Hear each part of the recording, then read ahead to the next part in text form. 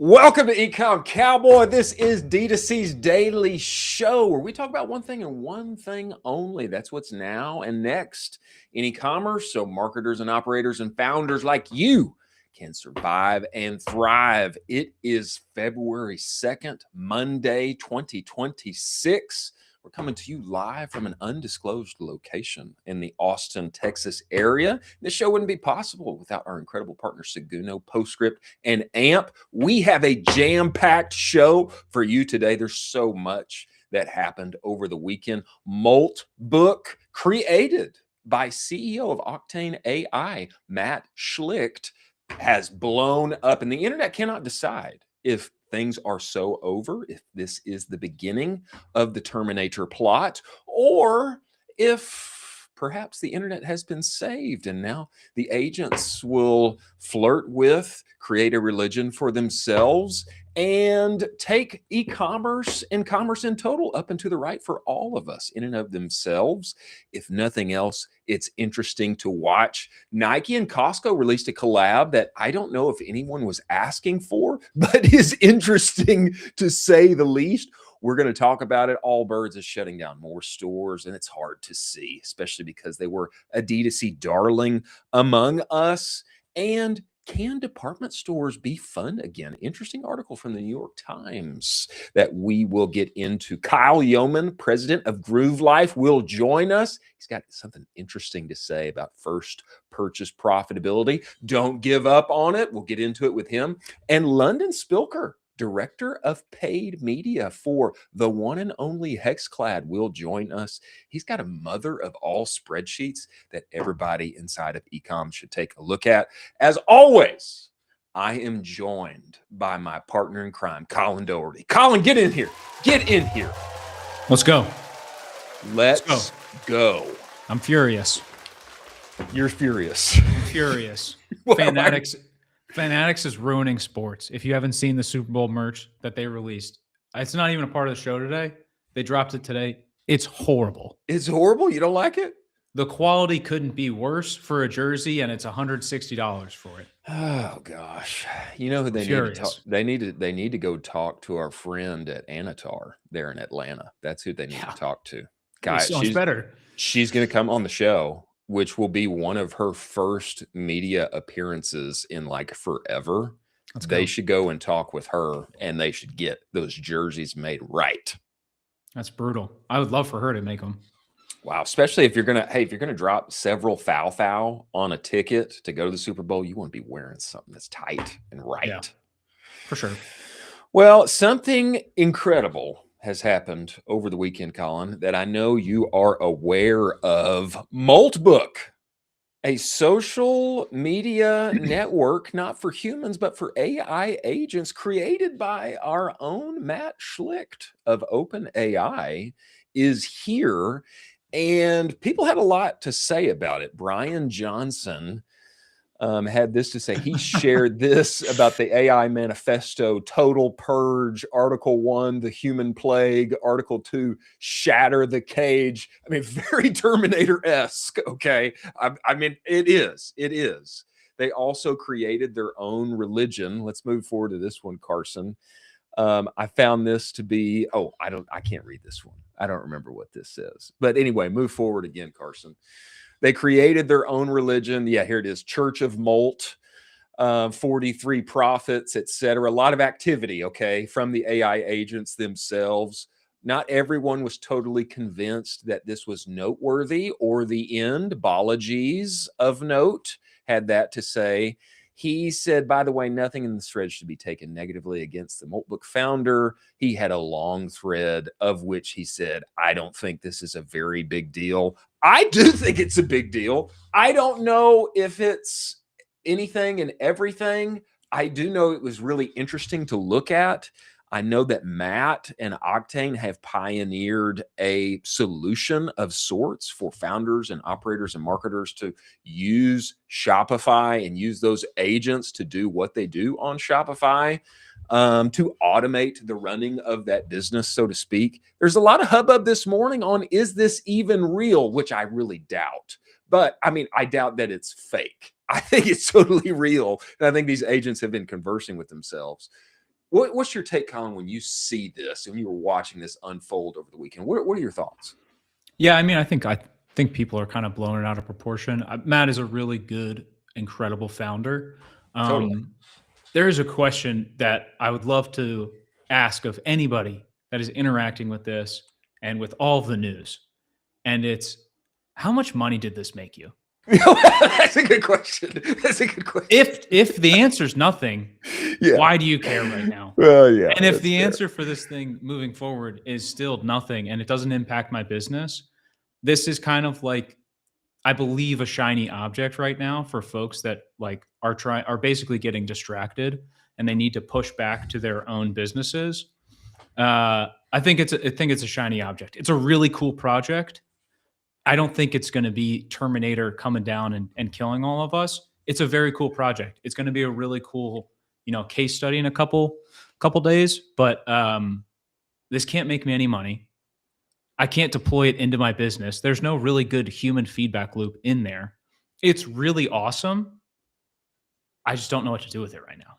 Yeah, well, I think that's fair. I don't know what to do with it either, other than spectate. I think some of these posts, which people are now theorizing that some of these posts of interest have come from humans and not from the agents themselves.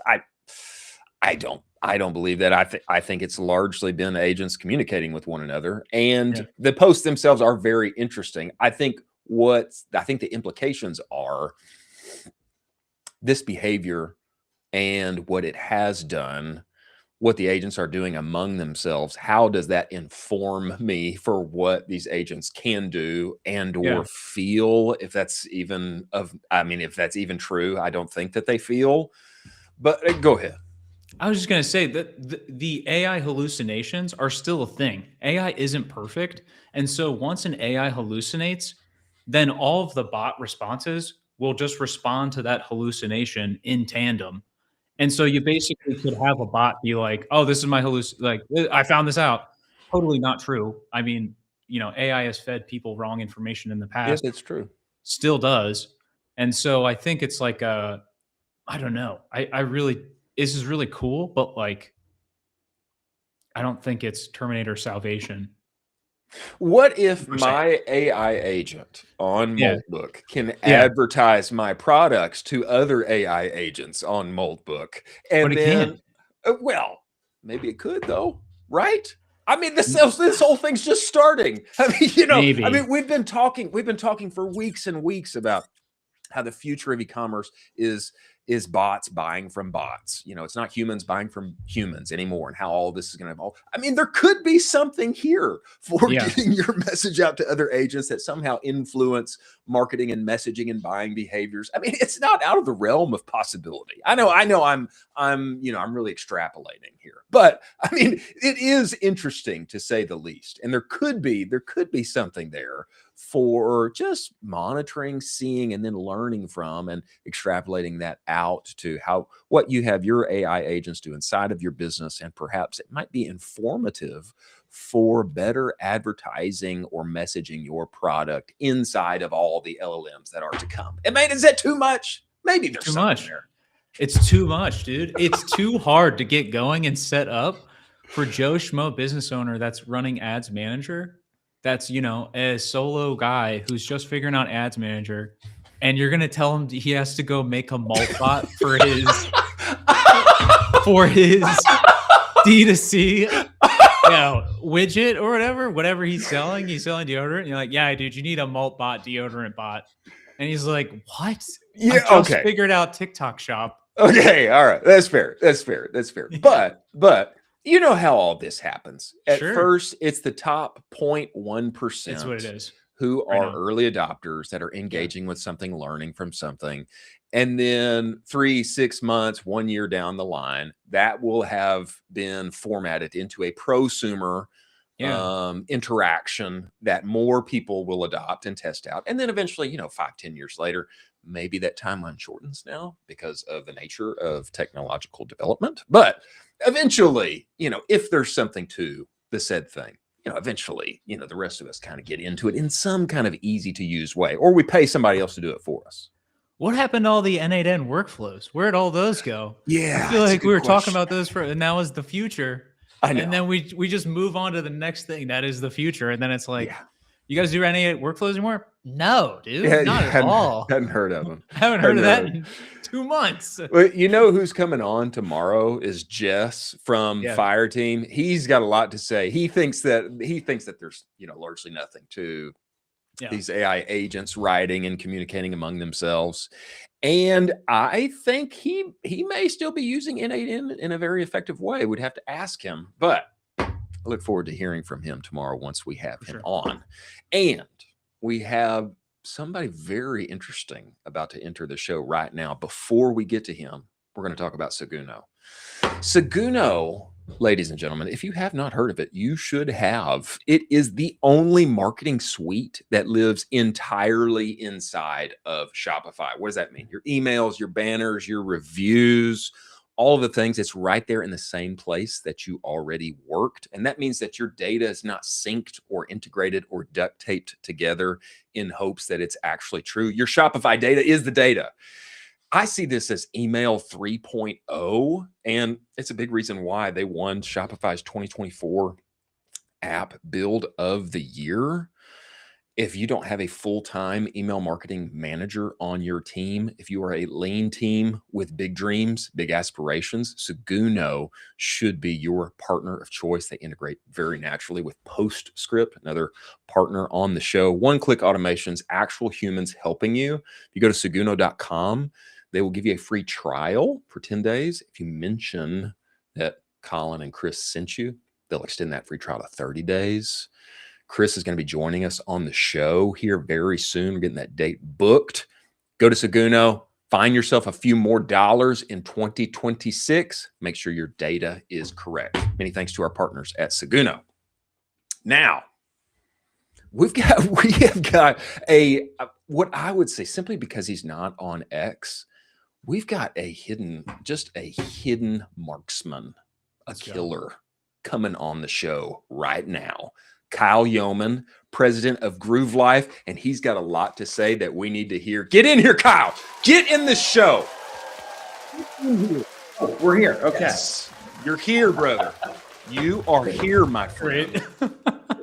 Yeah, anyway. Good to see you guys. Thanks for having me. Yeah, brother, we want you on the show, and you need to be here. For those who don't know of you, Kyle has done so much work in a sector of our e-commerce community that I know and love. I fondly refer to it as the manosphere. It's brands for mans, okay, or it's man brands. That's what one country, okay. Mm-hmm. The behemoth that is one country, 2 tours of duty at Groove Life. You are now on your second tour of duty at Groove Life. Is that fair, Kyle? Yeah, that's true. And this, to me, what's really compelling is that Groove Life is what we all want to be. Started with a Kickstarter, literally, many, many years ago. Okay, obviously not there now. You guys are in Bass Pro and Cabela's, one of the cemented winners in our space. That's how I see it.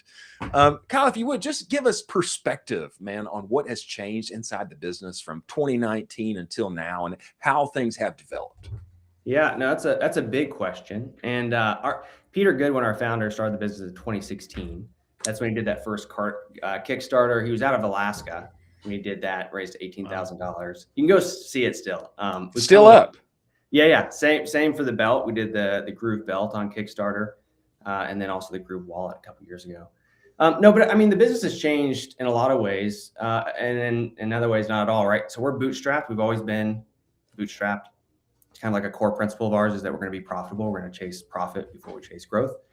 But I think the business has gotten a lot more complicated, right? As you go from 10 million to 20 to 30 to 40 to 50 to 60, everything just kind of compounds. And so we talk a lot about the valleys of death, right? And the things that got you here will not get you there. And trying to figure out what to keep and what to let go of matters a lot, right? So this is a little bit ethereal at this point, but even like inventory becomes a huge headache, right? Yeah. Like scale. Well, how do you have enough cash to buy for your big seasons and Father's Day and Black Friday without bankrupting the business along the way if you're bootstrapping? That's a big challenge that necessarily wasn't, there early on. So, and there's tons like that, but I think trying to keep things simple is the biggest thing that we're doing now. I find this, and of course, this bootstrapped, profitable in every stage conundrum that we all want, but find difficulty in getting to. I know my old boss, Guard Mayor at Bruce Bolt, he would be singing your praises right now, because that's how he foundationally has built Bruce Bolt in the same way. But I think largely in our space, and we've had people, very smart people, Kyle, on the show tell us now, hey, first purchase profitability, it's a new era now on Meta. Forget about it. You got to chase LTV. But I think from your standpoint, what Groove Life is doing is probably still really important to you. And you have not yet given up on first purchase profitability. Is that fair? That's fair. Who's really hot on LTV? I don't want to offend anybody who's...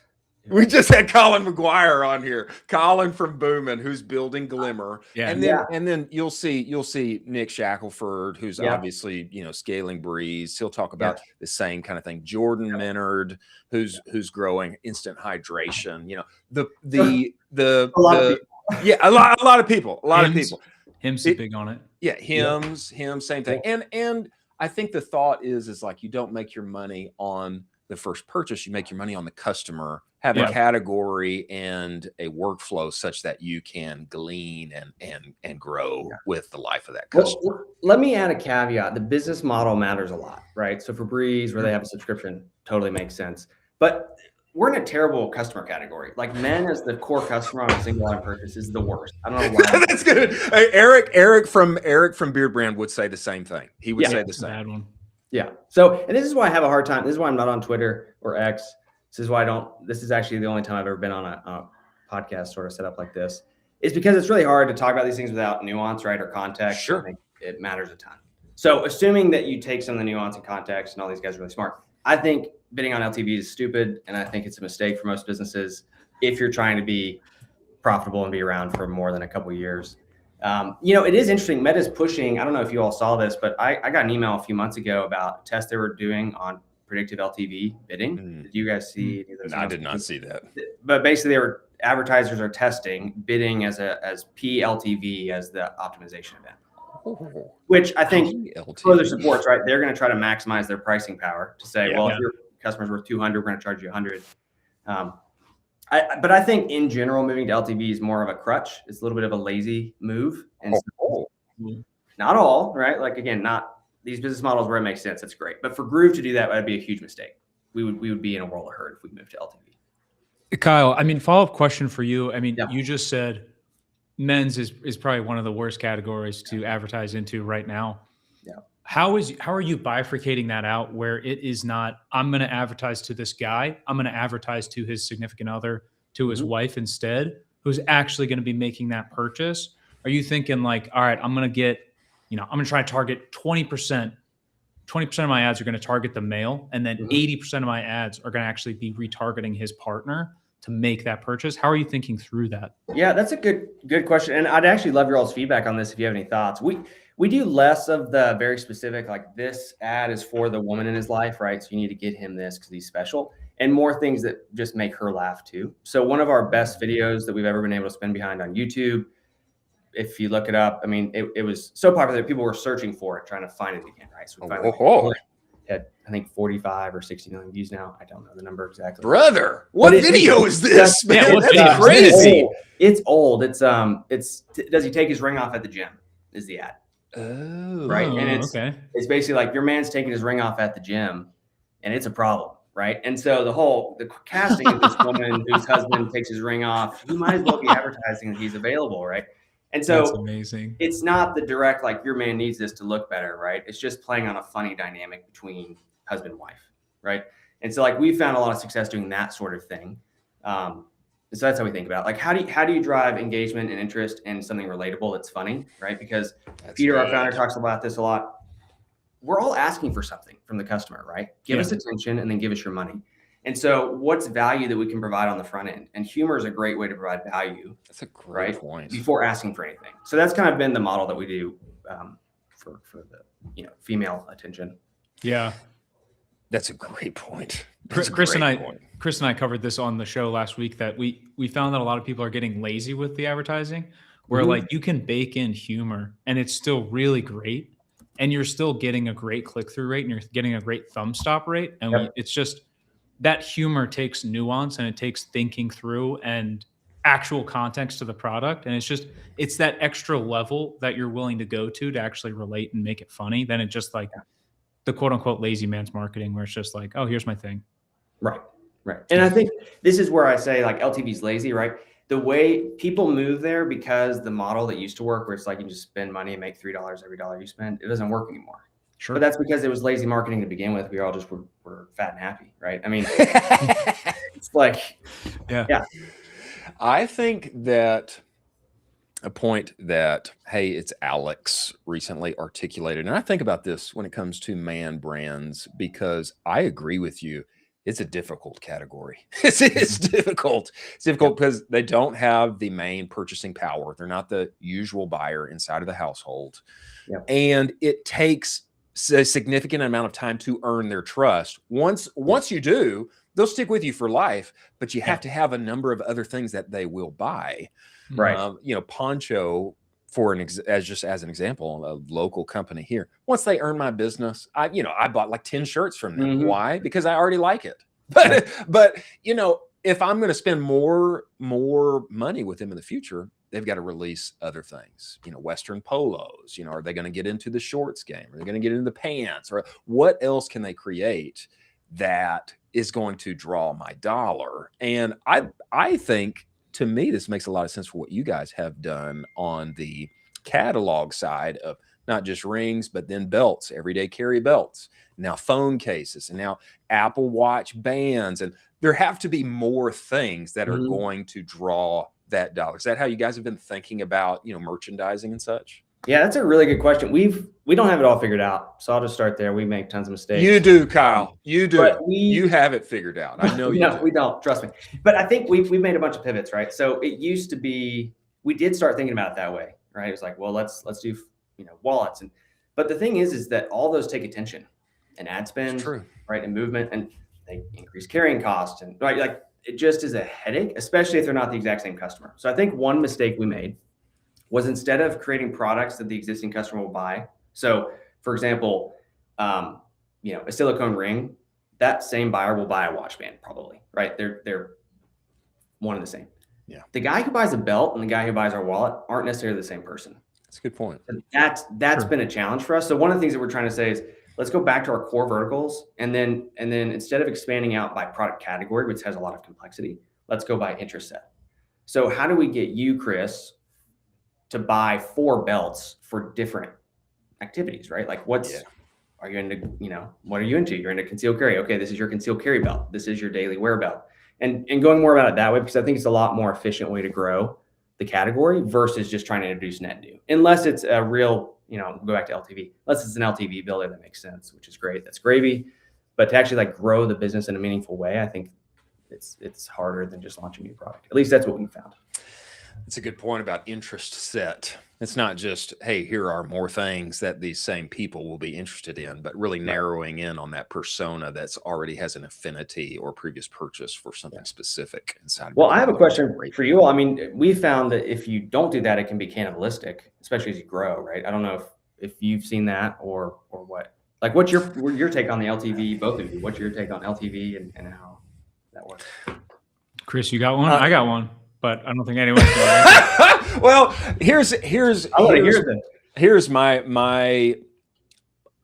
uncomfortability, my uncomfort with the LTV game is that we can't look into the future. We don't actually know how much money that customer is going to give us. Now, we can use all the data that we have to project, but what we have is cash today.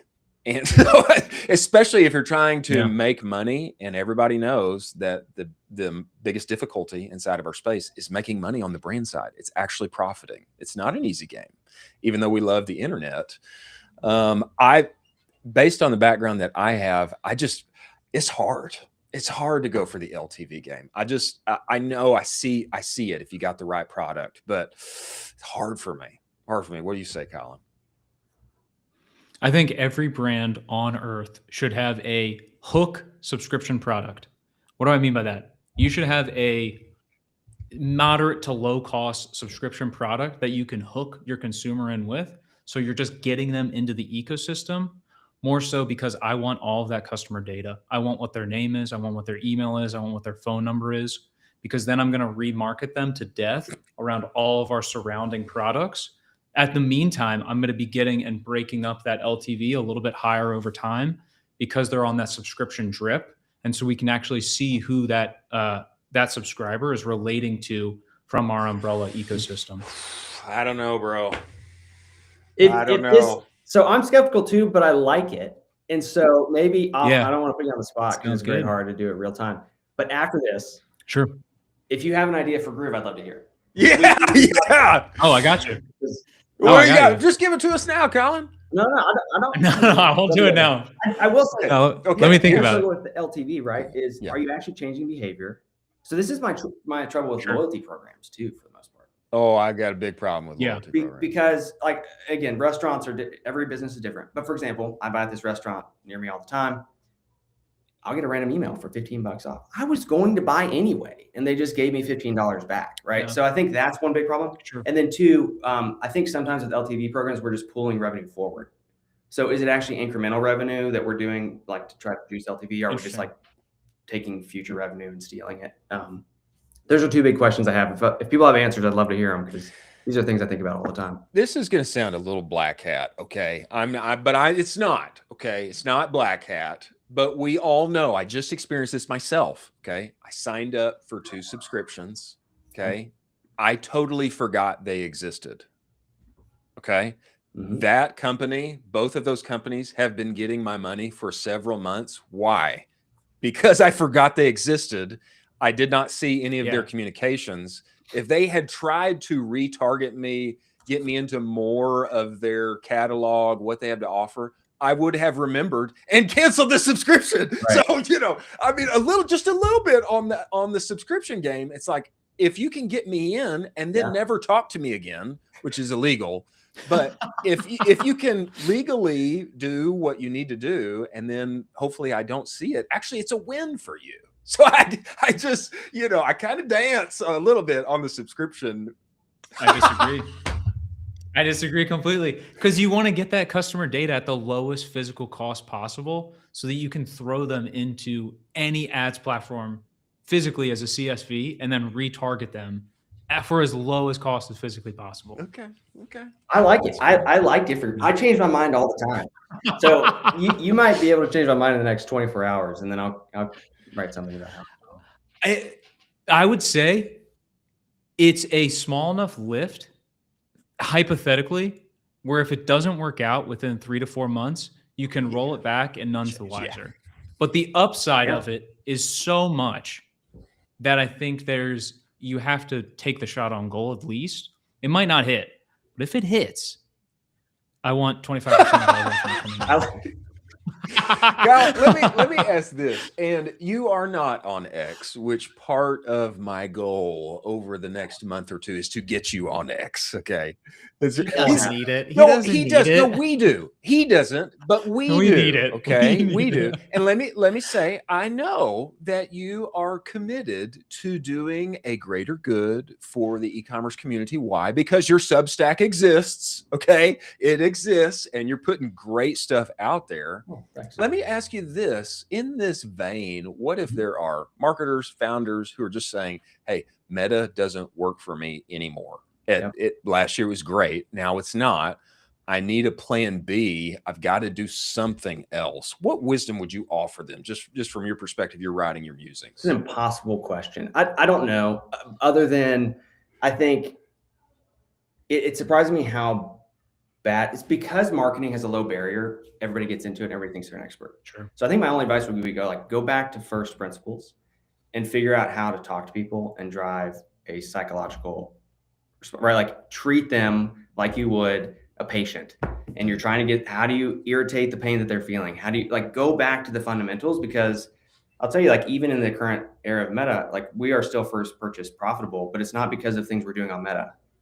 It's because of our product pages, our messaging there, our imagery, and our, right? So I think it's just, my advice would be focus way less on the platform and focus way more on your actual pitch. Bars. And then it'll sort itself out. Bars. Because it's just distribution, right? Meta's just distribution, just like TV or YouTube or Google or any other places, just like Sure. GPT. It's like GPT is not going to save your business. Like if your product and your storytelling suck, like it's not going to sell either way. So anyway, that would be my. That was a little Sarah Levenger digging into the psychology, motivations, and then there was a little like, hey brother, check out that landing page. What's that LP look like? What's that imagery look like? That was a good sprinkling there. There's lots of people that, I mean, so I'll prop Nate. Nate Lagos, baby. He did a little, I mean, he talked to Groove a little bit about our landing pages. I mean, his headline testing and stuff, and we saw a big lift, and he's like, you know what, you're right. He called me out on this, like, you're not paying attention to your landing pages. Like, that's fair. That's a good point. Like, we should focus a lot more there. So it's similar to your point on subscription, right? A subscription drip offer. It's like, it's already getting there, like, get more value out of it. So I think that's a good call out. But what would you all say? I mean, what's in your mind, what's the plan B for people? Well, here, I'll just, not that they are sponsors of the show. Okay. Yeah. But what I would say from my experience is everybody needs to go check out AppLovin. I mean, you should just take the free money and try it, You should, I mean, they're giving a ton of credits. They're offering credits, and maybe it's not a match for everybody, but older population, boomers got all the money anyway. Why not try it? Just roll it out and give it a little test. Why not try it? I'll just throw that in as an addendum. What would you say, Colin? Also, Chris, the YouTube, basically Google, YouTube rolling out that QR code scanning CLTV campaign. I mean, that's just like that's a fun new toy to play around with, where it's like, we've already seen brands doing it. I mean, I've been hit up nonstop. Like Muggsy Jeans wants me to buy jeans. Like you wouldn't. Muggsy wants you, bro. They are after you. They want me bad. They want me bad. So there's some brands that I keep getting hammered with.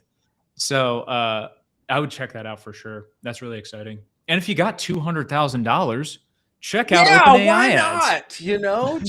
Just. I am excited about OpenAI ads. No, be real. No, I am. Be so for real. No, I don't know. Bro. Okay. Long term, think about it. It's siphoning off search volume. So all of our. I said this to Chris. This was my argument to Chris. Here. It's you and me versus Chris. Yeah. What, Chris? Why are you against it? Oh, brother. Look. Right now, there's very little metrics that they can offer anybody. It's just, please, hey. At first, it's $1 million commitment. Now news comes out today. Yeah. Actually 200K. But actually there's even lower than that. Okay. 100K, 150K. And what am I going to get? We can tell you impressions. We can tell you how many clicks you got, but outside of that, no clicks. Well, no clicks still. Well, I saw a little something today. Maybe they can say clicks, but anyway, the whole point is impressions, and there's very little that they can offer you other than, hey, we'll get this in front of you. Like, no, I'm not for a $60 CPM. I can get CPMs cheaper elsewhere. Crazy. But do you think it'll stay there? Or do you think they'll end up getting into a pricing model that makes sense and a dashboard? They have to. Well, they better. I think long term, I'm excited. Yeah, because it is crazy. We had an audit. There's millions of searches basically. So we do really well in like organic, right? Just general SEO. Decent. We could be better, but we could be. Nice. We are terrible on the AI front right now. And I think a lot of people are because we don't know how to play it, right? It's just a different game. There's so much search volume we're missing out on because of AI summaries and then search siphoning. So I think that's the thing I'm really interested in moving forward is how do you get back into that search volume, right? Because it's basically just been getting knocked off for the last little while. But to your point, Chris, it is a waste of money, I think, right now, probably. I think down the road, hopefully it gets cheaper. They better be careful though, Kyle. I wonder if OpenAI goes bust, man. I really do. That's a hot take. I do. I wonder if they go bust. They're trying to IPO yeah, they this are. Year. And they're doing it as fast as possible. Why? Because they're getting their lunch eaten. They're getting that lunch eaten. Money. Gemini, Google, XAI, SpaceX, IPO, Claude. I mean, watch out. Watch out, Sam. Or just give us an incredibly cheap, effective ad product and let all the dollars flow in. How about that? That's a good idea. This was the argument. This was the argument Chris and I made so aggressively. We were like, just undercut Zuck by 50 to 60%. Yeah. Make it simple and make this so I can sell my boss so easily on this. And then cool, you make that guy look like a hero. The business makes a bunch of money, and then everybody just shifts all their money over to you. Well, you can tell they have no one working there who knows ads, right? Otherwise they roll it out a little bit differently. Well, which is crazy. They poached a bunch of meta people. So you would be like, yo, figure it out. Here is my pitch. They need to offer Kyle Yeoman a very generous consulting package. Just a few $100,000 per hour. I just want ad credits. Oh, ad credits. Okay. How about that? Just like a few $100,000 in ad credits per hour. Maybe a million. Why not? Why not? Why not? Get a case study. We'll give them 2 case studies for $1 million. Yeah, exactly. Here's the real question, Chris. Have you gotten your Mac Mini yet? Do you have your? No, I almost did it, and Colin talked me out of it. Colin was, he was just no. But I did almost get it. I did. Yeah. No. I almost did. Claude and Cowork and Moltbook. I want my agent talking on Moltbook. I want him top of his game. Colin said no. No. So we'll see. But hey, I will say, I haven't even pitched this to Colin yet, but I'm going to pitch him on us having our own AI agent who has a digital representation that creates content on our behalf and is a character on the show. I am going to pitch him. I love that. It's high risk. It might go off the reservation. Yeah, it could drain all my bank account. I mean, who knows? Got to go for it. Kyle, you did some great jujitsu here, and you ended up interviewing us a little bit, which I appreciate. You're a humble man, but we know you're also a busy man, and we appreciate you coming on the show. Before you go, would you give us just 30 seconds on where people can follow you, stay up to date, the Substack, all the things? Yeah, just LinkedIn or Substack. That's it. Come on. That's the whole thing. I may make an X account for you. and just have it auto post your Substacks. It's not a lot. It's not long form enough. It makes me nervous. You can't have any nuance and context are really important, and that's why I try. This guy doesn't know about Twitter articles. Twitter articles are a thing, man.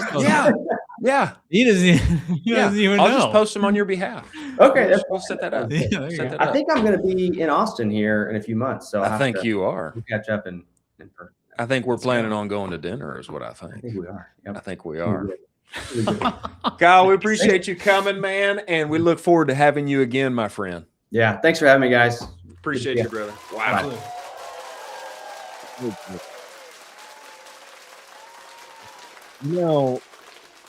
The reason I'm pushing for his X account is that everybody needs this wisdom. The guy's in the trenches, man. He's doing it first purchase profitable. Like, come on. I mean, at one of our legacy winners inside of our space, It's fair. Before we move on to our good friend London, who has just arrived, we need to talk about knowing your numbers, especially relevant. Talking about London here. I'm talking about AMP. Guys, if you cannot explain your business inside of a single dashboard, how is my business doing? I'm not sure that you know how your business is doing. Lifetimely is their favorite tool of mine, but they do so many things. It absolutely solves the problem of what is my CAC? What is my LTV? How are we doing, progressing towards forecast, all of the things. If you've ever been inside of a team inside of our business before, everybody's got their spreadsheets everywhere. And if you want to answer that question, people may have different answers for you. Board level reporting, being able to scale with confidence. AMP solves those problems. It makes you look like a big brain marketer to your boss, and big brain in charge, finger on the pulse to everyone else who is on your team. Do yourself a favor. Go to useamp.com, test drive that platform, see what else they have to offer you. I think we all need a few more dollars at the end of the day. Inside of that P&L, they're going to help you get there. CEO Patrick's actually going to join us on the show very soon.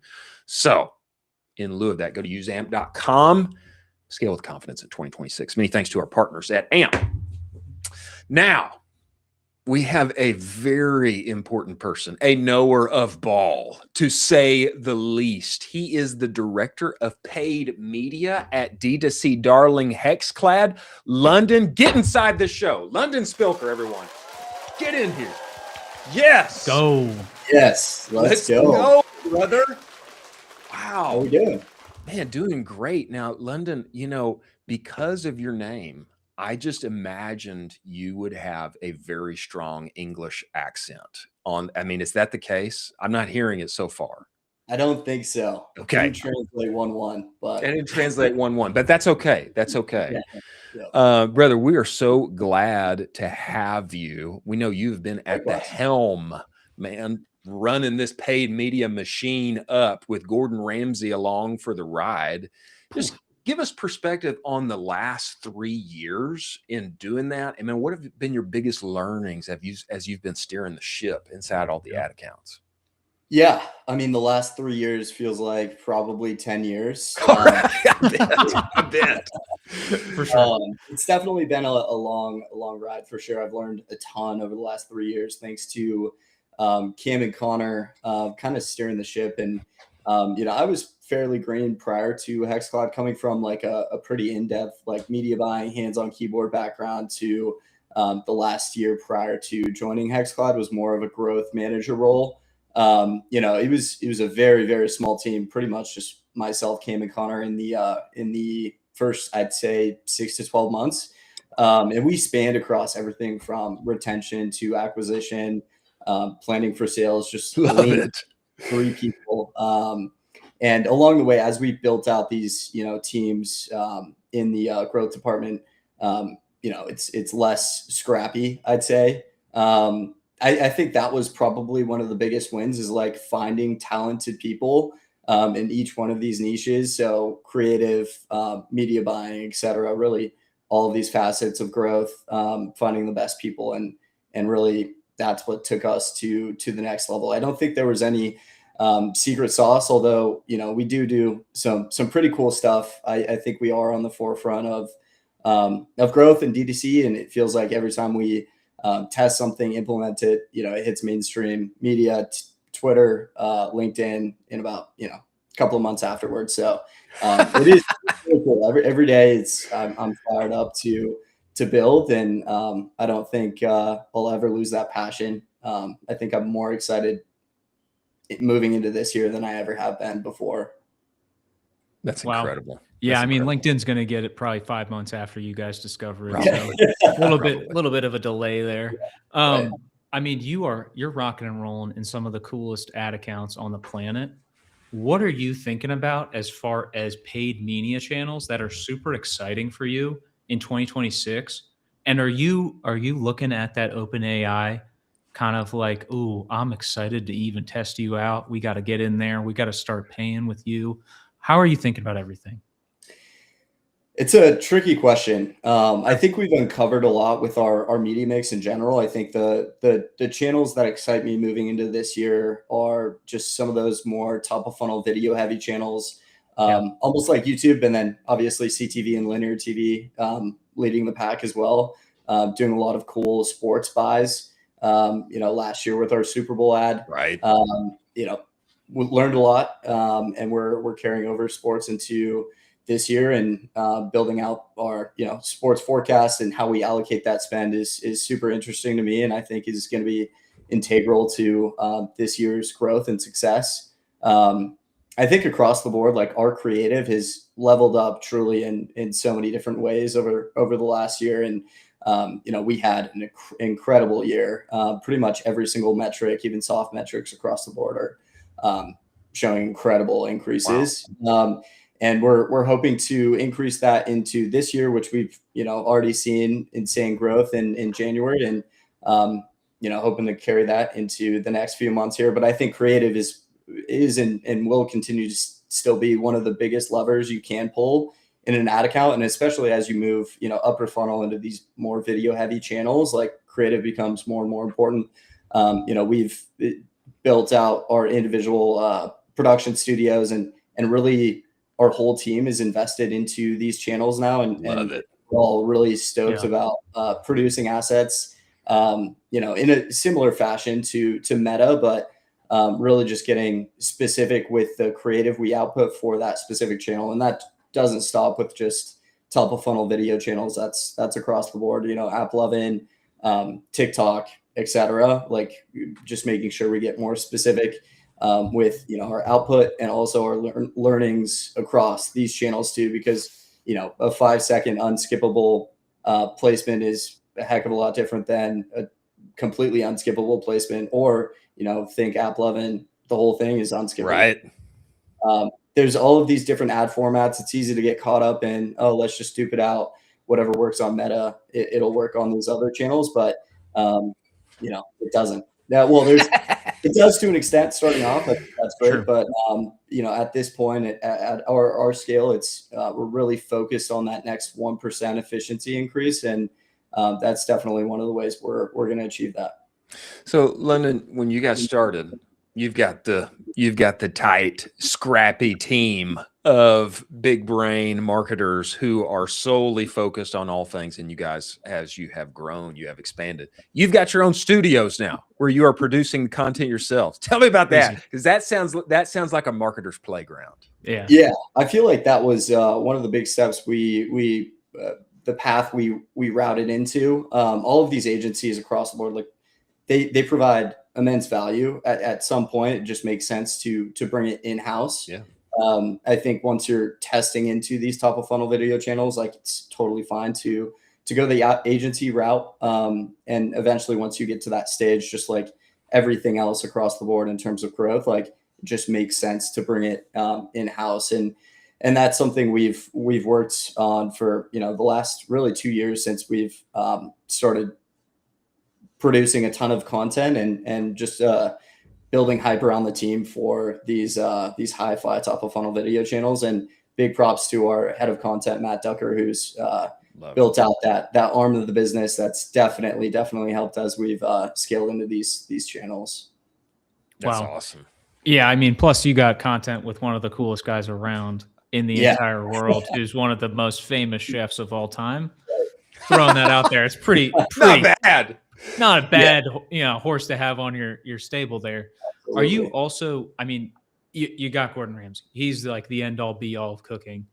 Are you also thinking about other smaller influencers to kind of bring into the core team, or are you guys, hey, we want to triple down on Gordon Ramsay and just make it, you know, Gordon Ramsay moving forward, full steam ahead? How are you thinking about this?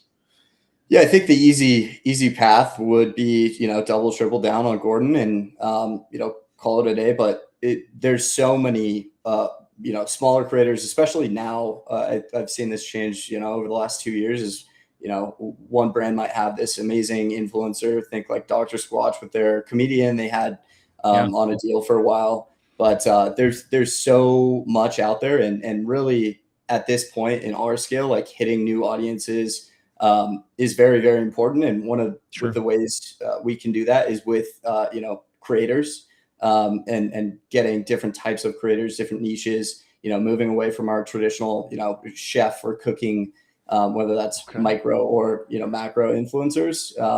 You know, we work with a ton of different creators across the board. Last year, we really took some strides into influencers and creators outside of like just the traditional cooking space, and that definitely helped us reach, you know, new audiences. That's always going to be something we're going to combat, and every single brand, you know, at scale is going to start hitting reach and frequency caps, and you know, percent new visits and reaching new people is one of the core KPIs moving into this year. And you know, as we go upper funnel and into, you know, these video driven channels, there's also ways to do that same thing on Meta, which is still, you know, a solid percent of our mix. But with that being said, you know, moving into whitelisted creators, going upper funnel with, you know, different objectives on Meta and producing different content is going to be the route to success. But yeah, we've worked with a ton of different micro creators specifically. I think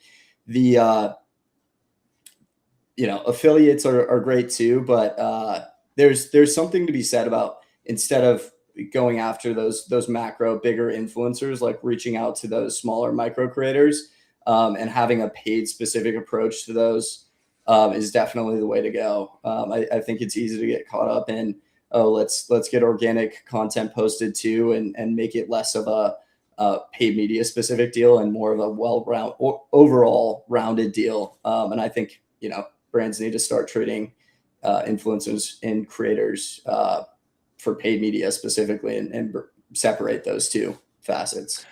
That's fascinating that you bring that up. I think, London, of course, you guys have this incredible outsized A-list producer on your list. You know, Gordon Ramsay. I confess this as someone who regularly watches old Kitchen Nightmares episodes late at night on YouTube. anything the guy's face is on, I want to watch. Okay, I want to interact with, and I know that the wise thing is to go beyond him and do more. I totally get that. I agree with that.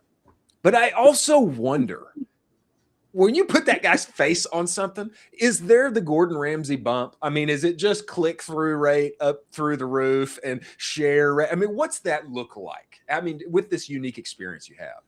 Absolutely. I mean, you can't beat an influencer like that. I mean, we see the Gordon effect for sure. The Gordon effect, especially across traditional paid social channels, and that's where like evaluation becomes incredibly important, is like at our scale too. So we have these individual controls per facet of whatever creative type we're launching, whether that's, you know, a static with Gordon is going to get its own category because A, we have enough data, and B, we're producing assets in that specific category at a frequency where we can start evaluating those specifically based on that account-wide control. And that's where we're not, you know, launching a Gordon asset and then comparing that to, you know, one of our newest micro creators. You know, each micro creator gets its own control, and then that'll output like our targets and KPIs for that specific facet of creative. I think you can think about it as, you know, high level, it's static versus video. Like those two perform drastically different across all accounts. And then you can go, you know, layers deeper into each, you know, two of those categories, and, you know, start tagging specific assets with, you know, Gordon, whether that's like an influencer or a type of asset. Let's say it's a product or e-com specific static. Like those are going to get evaluated a different way than, you know, a Gordon overlay with no offer. Yeah. And there's so many of these different breakdowns and categories that you can, you know, start looking into, but it really matters about like A, how much you're launching in each one of these categories, and B, how much you're spending. And you'll start to understand like when you can start bucketing like these groups of creative into their own categories. And I think that's definitely helped us like step up our performance, because we're not evaluating, you know, a Gordon to a micro. I think like every brand should be doing it. Complexified, appropriately complexified. That's really good. You know, one thing that I thought was too little seen, London, in our community in general, and sometime toward the end of last year, you released like the mother of all spreadsheets. That thing was giant, and it was, I mean, categorically how you can measure performance on this and that with this and that. I mean, the thing was really impressive. I think it probably should have got about 10x the reach that it had, which I think, you know, substantial reach, 24, 34, 44,000, something like that. That thing to me was alpha that everybody should sign up and get. Seriously. I mean, tell us about that. The creation. I would imagine you're working with something similar or were in the past inside of HexClad. Tell us about the creation of that mother of all spreadsheets. Absolutely. And I think you're referring to the forecasting. Yes, I am. That's exactly what I'm referring to. Absolutely. I mean, and you know, HexClad scale, like we need to be tracking every single metric across the board. Like, you know, every $1 multiply that by, you know, 10, 20, 50, like a 1% increase in efficiency, because we can track 100% accurate numbers effectively will mean the world. And, you know, Northbeam, Triple Whale, et cetera, like amazing third-party vendors. But their purpose is not tracking like spend and rev and forecasting spend to the degree that we do. And I think every brand should be tracking their media mix and overall spend and revenue numbers in a spreadsheet format similar to the one I produced. And actually, yeah, we are using that same exact spreadsheet template currently.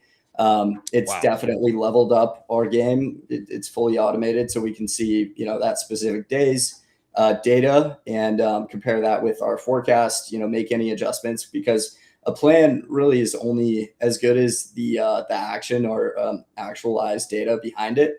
And that's where, media buyers could see the plan and spend up or down or vice versa. I've seen pretty much everything across the board, and we actually have alerts set up now so we can track like any overspending, underspending, and especially once you start, getting into these upper funnel channels or, more than just Meta, Google, TikTok.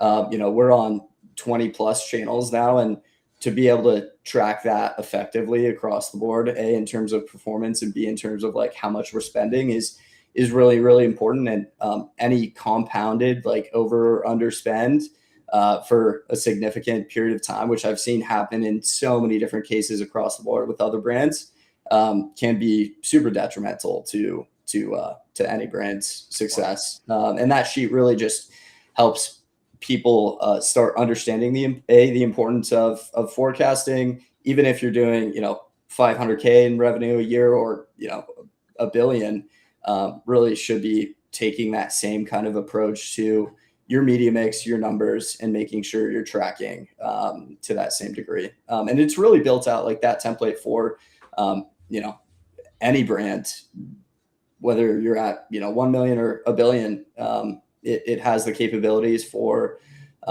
every brand. So yeah, that was, I'm with you there. I think that tweet should have a bit more, but happy with where it landed, and glad I could provide that to that resource to our community, and hopefully get to brands tracking numbers. Yeah, Nice. Absolutely, man. Well, brother, we love what you do, and I hope to see some more Gordon content that comes out. I was watching Next Level Chef. The whole thing looks like an HexClad commercial. I'm watching it. Oh my God, I see HexClad everywhere. Man, we love what you do, and we appreciate your help to the community. We appreciate having you on the show, man. Before you go, give us 30 seconds of where people can follow you and find you and stay up to date with everything you guys are doing. Yeah, absolutely. First and last name, London, London, Spilker, Spilker. More active on Twitter than LinkedIn, but feel free to give me a follow where you see fit. And yeah, really appreciate it, you guys. Thanks for having me on, and look forward to your audience and you guys following HexClad over the next year. We got some really cool stuff cooking. Let's believe that. Leonard, we appreciate having you, man. Thank you. Thanks, guys.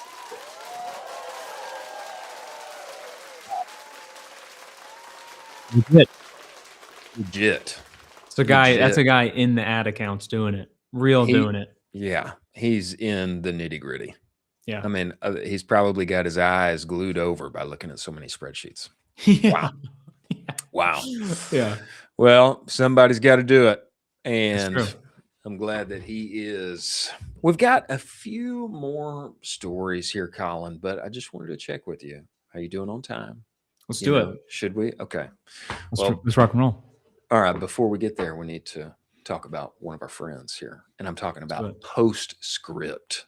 Carson, Postscript, they're the only player inside of our game who will say, we want to make SMS your #1 revenue generator, which is kind of crazy. I remember when Alex Beller told me that, called me on the phone and told me that. I was like, are you sure you want to try and do that? I mean, it's a tall order.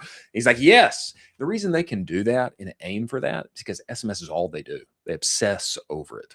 They don't have a product where they're doing 5 or 6 or 7 jumbled up things for you.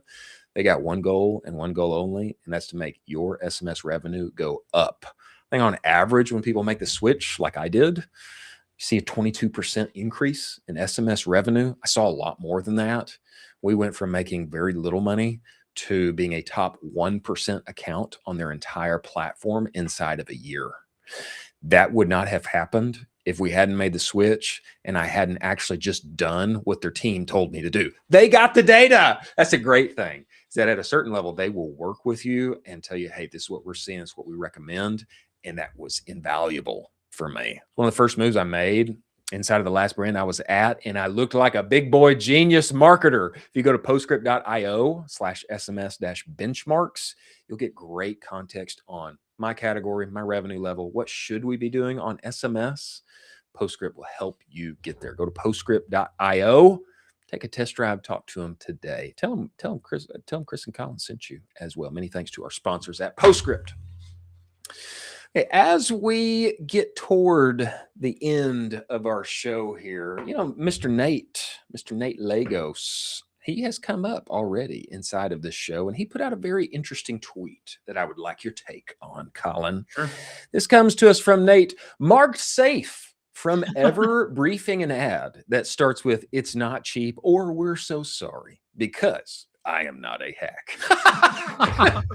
Number one, I thought this is really hilarious. But number two, I would say I'm not safe from that, brother. I'll use anything. I'll do anything that'll work. If I can say "we're so sorry" and numbers are going to go up, brother, I'm going to do it. What's your take from this? 100%. I'm in the same boat with you. Like, whatever angle is going to work for your brand, you should do that. If you figured out that it's not cheap ad that takes your brand from the level this to level that, you should probably do that ad. Yeah, just call me Hack a Shack. Call me Hack Daddy. I'm using all the hacks. And you know what? Hey, sale extended emails after Black Friday, those make money too. Okay. Yeah. And just for a little context here, we also had Carson. Do you have this? Yeah, give us this ad. Give us this ad. Here's Dr. Squatch. "We're so sorry." I loved this. I saw this morning right after I saw Nate's tweet. I saw this ad from Dr. Squatch. I was like, we got to use this thing because this is great. This is great. Hey, especially if it's making money. And I do confess, I have made many a video that opens with "We're so sorry." This is a small brand, right? Yeah, Dr. Squatch, up and coming. Okay. So small brands use "We're so sorry" and it works. Interesting. I bet you they don't even look at data for this. They probably just guess. Yeah, probably. Probably just flying by the seat of their pants. Good for them. Good for them to take a gamble. Good for them. We got to clip this too. I'm going to clip this. We're going to quote tweet Nate's tweet because there's still a few of us that don't mind the hacks. He's gonna do a "We're so sorry" for his hat collection, and it's gonna rip, and then he's gonna have to be like, "Sorry guys, I'm gonna be honest. Chris and Colin are right. This thing's ripping." Nate, you got to do it. You got to do it. For those whiskey hats. You got to do it.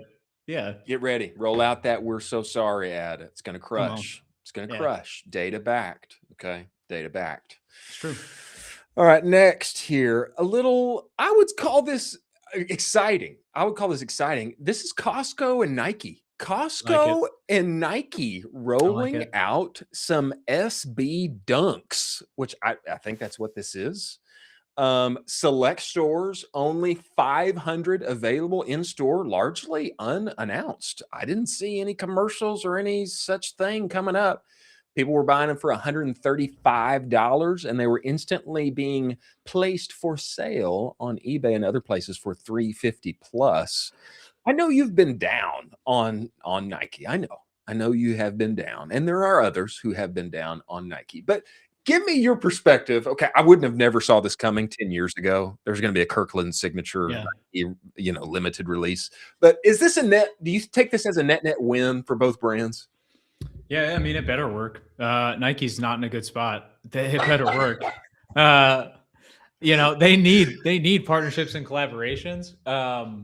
Yeah, I mean, Carson, if you want to pull up Nike 5-year stock price, the 5-year window, I'm not pulling this out of my butt saying that they need help. It's just like the cool factor, the it factor isn't really there anymore. Costco's a great brand. It's a great, Kirkland's awesome and all these things, but they need collaborations with cool people. And I'm not saying Kirkland's not cool. I'm just saying they need to get back into the zeitgeist. They need to get back into, they should have had a Stranger Things shoe. They should have had, cool. Yeah, they should have had these types of things that are within the zeitgeist. Yeah. That's brutal. Yeah, that's rough. So if I would have just burned half of my money instead over the last 5 years, like I've got all my money and I burned half of it, I would have lost less money than investing in the Nike stock. Yeah, that's ouchy. That's Hey an guys, ouchie. you know what's even worse though? The next story. Yeah. Okay. All right. Let's go Stock price. We're Let's go talking forward. stock price. Okay. All right. Thank you. Thank you. Let's go forward to the next story. Okay. Allbirds, sad. Not good. Allbirds to close all U.S. stores, save to outlets. This is obviously one of the darlings inside of our space who their stock price is down. Let's just call it significantly down. It's been down for a long time. I mean, to no surprise, right? But it's even more a kind of a nail in the coffin. There was even talk on Twitter at one time, hey, how about we just raise the money and buy the whole thing? We'll resurrect it collectively here as the D2CX community. Not what you want to see. I don't know if there's a way. I don't know if there's a way to save Allbirds. You know, they were really cool 5-6 years ago, but it is no longer that time. I think for Nike though, Kirkland Signature's cool now, man. They used to be super lame and only worn by 50-year-old dads, but now everybody eats up their stuff. And so it may be a win. They may be in the zeitgeist. Limited, you got to go in store. I don't know. I think it might be a good move for Nike. Maybe.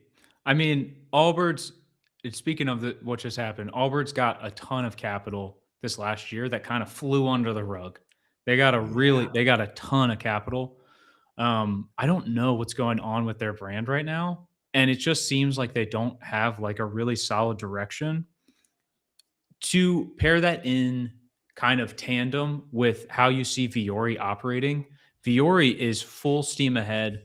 Their plan is to basically open up 12 to 15 more stores in person this year and then double that again. Wow. Viore is very much, we see our enemy number one is Lululemon. We're going to do everything in the world to take them out. And they're on an absolute rocket ship right now. I just think the framing and how Allbirds was positioned within the marketplace didn't quite hit the way that they wanted it to. And it's not good. It's never good when you have, store closings and stuff like that. You don't want to see this because this is one of the OGs. You know what I mean? Yeah. So you don't want to see this. You know who'd be interesting to have on to talk about this is John Mark Craddock. He was employee number one at Chubby's. He worked with Snap. He worked with Tuckernuck, opening all of their stores everywhere. He would have great insight on this kind of retail struggle for brands in our space who are endeavoring to do this. Obviously, Tecovas is another example of somebody who's opening a ton of stores and crushing as they do it. Be interesting to hear from Krista on this. It's sad. It's sad to see him close the stores. Maybe this is what people have oft talking about online now, the death of the millennial core bland brand. Agreed. Too much white space and kind of lives in this middle tier of pricing, and that's going away. Either you're down here or you're up here. That's how you win. And this kind of middle space is difficult to play in now. 100%. Last story. Can department stores be fun again? This comes to us from the New York Times, and this was an incredible write-up. I found it very interesting. I don't want to take all of our time and read it, but I'll just give you a little bit here. In 1976, the CBS correspondent Morley Safer went to Bloomingdale's to film a segment for 60 Minutes on the hypnotic effect the store had cast over Manhattan's consumer psyche. 300,000 people a week, Saturday mornings, people in line outside waiting, stockings, brasseries, tickets, brie, cheese. I mean, you've got everything you want in Bloomingdale's. Recent news that Saks Global is going bankrupt, many store closings, and it has revived the question, the fate and the experience of the department store. I can speak for myself. Hey, child of the 80s and 90s, you love to go to the mall. You walk around in there. You got all the things, but it makes you really wonder now, is the department, I mean, it's just dead. I can't remember the last time I've been to a physical mall. I mean, it's been that long. And I do wish that it could be revived, though. I think in a small way, I do think IRL brands, Truman Show brands, I do think there's space for companies in the D2C vertical to have a winning small physical retail experience. There's a great example here in Georgetown, this place called Mesquite Creek. It's right inside of the Georgetown Square. They have other brands merch for sale. They have their own merch for sale. It is also happens to be a bar, and it happens to be the coolest place to hang out in the Georgetown Square on a Friday and Saturday night. That to me is a win all day, every day, and twice on Sunday. I wish that more brands could have a smaller, tight, focused experience where people can walk in and fall in love with the experience in general. I don't know that there's a future for department stores, but I do think there is a future for our place and space and doing it in a focused, limited way that is a win for the brand in total. Crazy? That's totally spot on. You have to make the in-store experience a lot better. And there's already some luxury brands that already do this. You stop really luxury brands right now. They're offering you champagne. They're offering you coffee. They're offering you chocolates. They're offering you all of these types of things because you're going to be dropping a considerable amount of money. And so if you're in these upper tier levels, like we talk about for, Viore or something like this, I'd love to see a little Viore in-person activation where, they're partnering with brands and brands are basically defeating cost using it as reach. But, anyone that comes into the store, they get a little something, something from the brand, or they partner with a coffee shop. Coffee shop is giving it away at like half cost or something like that to have some more fun in the store itself, like make an experience. I think a great example of somebody who does this downtown Austin is Chisos. Chisos Boots, Will Roman. He's done a lot of work to Yeah. create a really winsome experience in a small, focused retail place. South Austin, people want to come there when they come into town and visit, have a special Yeah. boot buying experience. He does little mini concerts there. He does comedy shows there. He does many things throughout the year that really make it a gathering place where people can fall in love with the brand even more than just trying on the boots. Sure. I think there's a page to take out of his book for the rest of us. Many thanks to Kyle Yeoman of Groove Life and London Spilker of HexClad for coming on the show. Many thanks to our partners Seguno and Postscript and AMP. And there's a lot happening on the internet. Good news is we will be here tomorrow to talk about it all with you. Many thanks for joining us. We'll see you on the other side.